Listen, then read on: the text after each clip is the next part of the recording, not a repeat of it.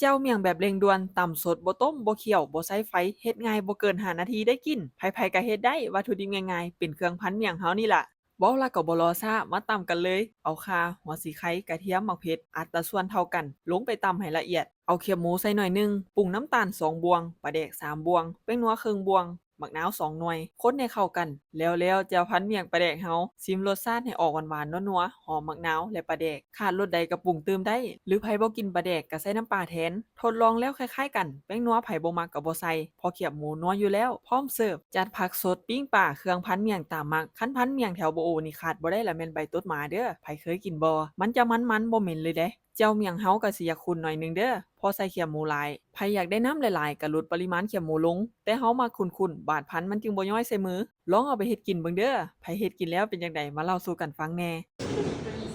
เพราะว่าไอ้เจ้ยเมียจะโทรหาใครอีกเด้อ คนนอนก็เหลือคือ